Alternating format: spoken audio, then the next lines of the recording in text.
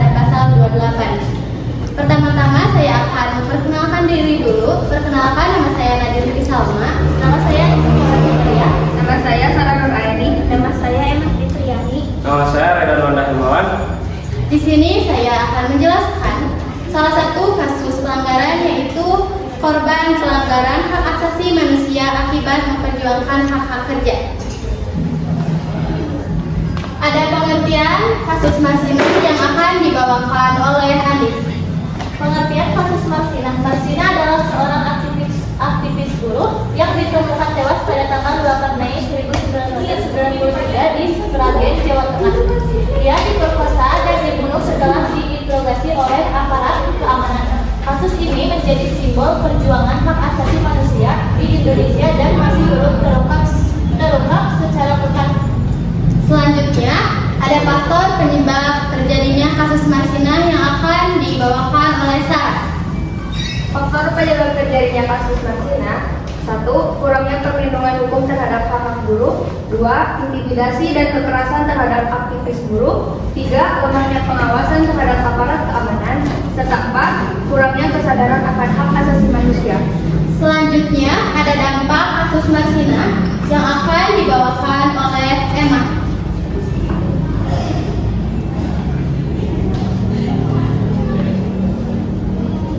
Dampak kasus Marsinah.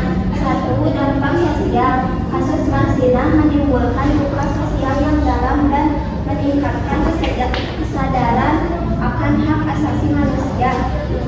Dampak ekonomi. Kasus ini juga berdampak pada ekonomi karena banyak perusahaan yang mengalami kerugian akibat demo dan protes yang dilakukan oleh buruh. 3. Dampak hukum dan politik. Kasus Marsinah menunjukkan bahwa masih banyak pelanggaran HAM di Indonesia dan bahwa perlindungan hukum terhadap hak buruh masih lemah. 4. Dampak psikologis. Keluarga korban dan saksi mata mungkin mengalami trauma yang mendalam akibat kejadian tersebut, dan juga masyarakat mungkin kehilangan kepercayaan terhadap aparat keamanan dan pemerintah. Selanjutnya, ada upaya pencegahan dan penanggulangan yang akan dibawakan oleh Raidan. Upaya pencegahan dan penanggulangan: 1. Meningkatkan perlindungan hukum terhadap hak buruh. 2. Meningkatkan kesadaran akan hak asasi manusia. 3. Meningkatkan pengawasan terhadap aparat keamanan.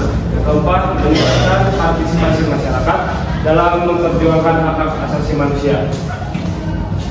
Selanjutnya, ada alasan mengapa kelompok kami mengambil kasus ini yang akan dijelaskan oleh Saudara Anissa. Berikut beberapa alasan yang bagus mengapa kelompok kami memilih kasus Marsinah untuk tugas PKI.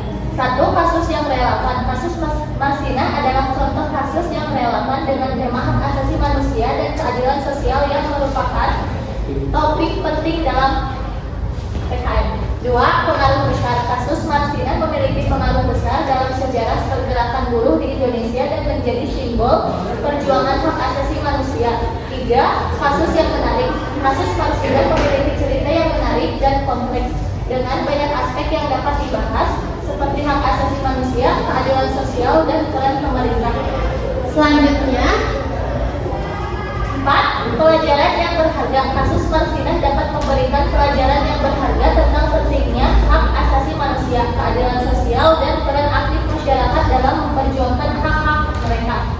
5. Kasus yang masih relevan saat ini. Kasus Marsinah masih relevan saat ini karena masih banyak kasus serupa yang terjadi di Indonesia, sehingga kasus ini dapat menjadi contoh dan inspirasi untuk memperjuangkan hak asasi manusia. Dengan memilih kasus Marsinah, kelompok kami dapat membahas topik yang penting dan relevan serta memberikan kontribusi pada pemahaman masyarakat tentang hak asasi manusia dan keadilan sosial. selanjutnya ada kronologi terjadinya kasus Marsinah yang akan dibawakan oleh Sarah. Kronologis kasus Marsinah: 1. Awal masalah April tahun 1993, buruh PT Catur Putra Surya atau CPS di Sidoarjo menuntut kenaikan upah sesuai keputusan Gubernur Jawa Timur. Marsinah ikut aktif memperjuangkan keputusan tersebut. 2. Interogasi oleh aparat pada tanggal 3 sampai 4 Mei 1993 setelah aksi mogok guru, perwakilan guru dipanggil dan diinterogasi oleh aparat militer setempat. Marsina tidak hadir dalam interogasi tersebut dan justru diduga mulai diincar. 3. Marsina hilang tanggal 5 Mei 1993. Marsina terakhir terlihat pergi dari rumah kosnya. Setelah itu ia menghilang tanpa kabar. Selanjutnya ada kronologis juga yang akan dijelaskan oleh Emma. Kronologis 4 ditemukan meninggal tanggal 6 Mei tahun 1993. Jasad Marsina ditemukan di sebuah bukit penjelasan lalu hasil visum menunjukkan tanda penyiksaan berat sebelum ia dibunuh. 5. Rekayasa kasus tanggal bulan Mei 1993. Aparat diduga melakukan rekayasa dengan menuduh beberapa pihak sebagai pelaku, namun bukti tidak kuat, proses hukum tidak transparan dan banyak kejanggalan ditemukan. 6. Kasus tidak pernah terungkap tuntas hingga kini pelaku utama penyiksaan dan pembunuhan Marsina. Selanjutnya ada landasan hukum yang akan dipaparkan oleh Raida. Landasan hukum kasus Marsina. 1. Undang-Undang Dasar 1945 Pasal 28A sampai dengan 28D, hak hidup, hak berserikat, hak perlindungan hukum semua dilanggar dalam kasus Marsina. 2. Undang-Undang Nomor 39 Tahun 1999 tentang HAM melarang penyiksaan, penghilangan paksa, dan mewajibkan negara melindungi warga. 3. ILO Konvensi Nomor 87 dan 98 menjamin kebebasan berserikat dan hak buruh memperjuangkan upah tanpa intimidasi. 4. KUHP Pasal 338, 321, 333 mengatur tindak pidana pembunuhan, penganiayaan berat, dan penculikan. 5.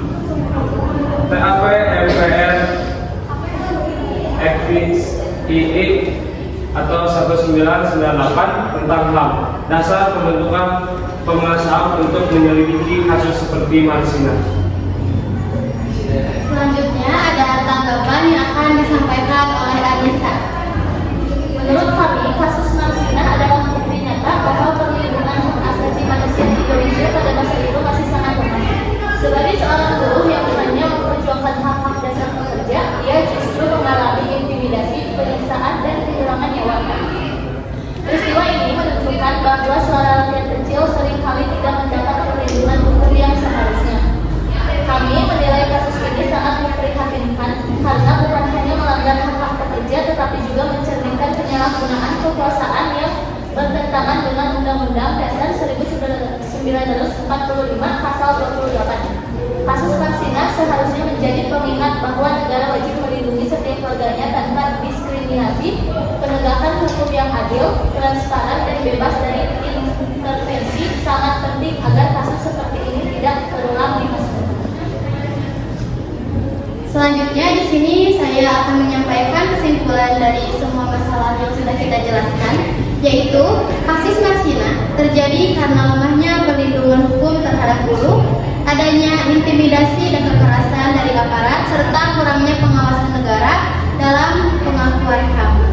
Dengan demikian, kasus Marsina menjadi pengingat penting bahwa hak asasi manusia harus dijunjung tinggi tanpa pengecualian dan kewajiban negara untuk melindungi setiap warga harus terus ditegakkan. Sekian penjelasan dari kelompok kami, semoga bermanfaat